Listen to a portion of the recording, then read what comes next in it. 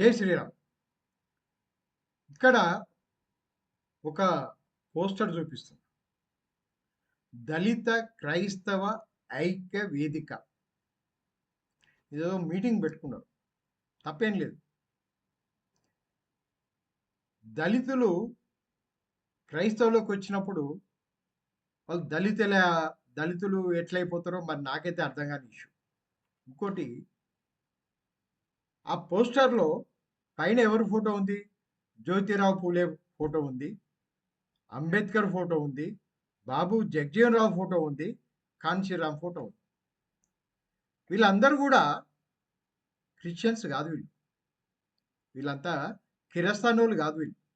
మరి వాళ్ళ ఫోటోలు ఎందుకు పెట్టుకున్నారు మీరు? పోనీ మీరు పెట్టుకునేది ఏమన్నా రాజకీయ పోరాటమా? అది కాదు.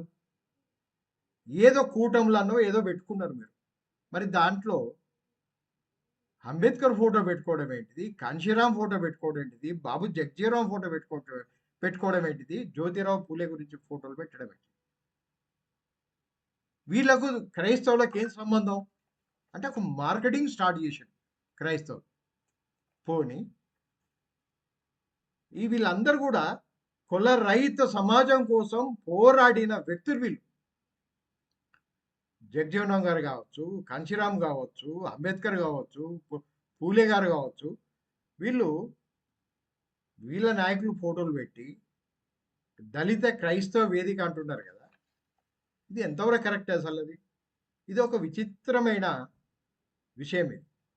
ఇది ఒక విచిత్రమైన విషయం. ఇంకొక ఇష్యూ,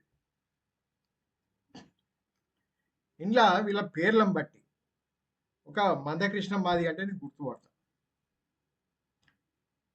ఈ క్రైస్తవ వేదికల హర్ష కుమార్ మాజీ MP, Vijay Kumar retired IAS, Sunil Kumar IPS, Shravan Kumar మాజీ జడ్జి. మరి వీళ్ళంతా హిందువుల పేర్లతో ఉన్నారు కదా. వీళ్ళు కిరస్తాని దాంట్లో ఓదలుచుకుంటే వాళ్ళ పేర్లు మార్చుకోవాలి. హిందువుల పేర్లు పెట్టుకొని ఐక్య వేదిక, దళిత క్రైస్తవ ఐక్య వేదిక ఎక్కడి నుంచి వచ్చింది? ఇది హిందువులందరూ ఒక్కసారి ఆలోచించండి. పేర్లు హిందువులై, పాట పాడేది క్రైస్తవులై. పేర్లు హిందువులై కానీ పాట పాడేది క్రైస్తవులై. ఎవరు మోసం చేస్తున్నారు? మందకృష్ణ మాదిగ కానీ, హర్ష కుమార్ కానీ, విజయ్ కుమార్ కానీ, సునీల్ కుమార్ కానీ, లేకపోతే శ్రావణ్ కుమార్ కానీ, వీళ్ళు మోసం చేయడం లేదా? ఒక జడ్జి, ఒక ఐఏఎస్, ఒక ఐపీఎస్ ఉండి, ఒక పొలిటికల్ లీడర్ ఉండి ప్రజలను మోసం చేస్తున్నారు వీళ్ళు. ఇటువంటి వ్యక్తులు క్రైస్తవ ఐక్య వేదిక అని చెప్పడం హిందువులను కూడా మోసం చేయడమే. పేర్లు పెట్టుకొని దమ్ముంటే ఇటువంటి వాళ్ళందరూ కూడా మీ కిరస్తాని వాళ్ళం అని చెప్పండి. వీళ్ళు ముగ్గురు అయితే చెప్పింలో రిజర్వేషన్లు వచ్చిన వాళ్ళు వీళ్ళు. క్రైస్తవుల దళితుల రిజర్వేషన్ తోటి వచ్చి క్రైస్తవ ముసుగేసుకొని హిందువులను మత మార్పులకు చేస్తున్న వ్యక్తులు వీళ్ళు.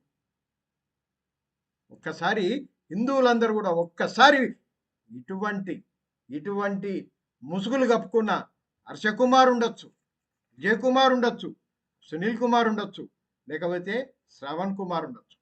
ఇటువంటి ముసుగులేసుకొని మేకవన్న పులులాగా హిందూ సమాజంలో తిరుగుతున్నారు. ప్రజలంతా ఒక్కసారి ఆలోచించండి. ఇటువంటి వ్యక్తుల గురించి ఒక్కసారి ఆలోచించండి. భారత్ మాతాకి జై.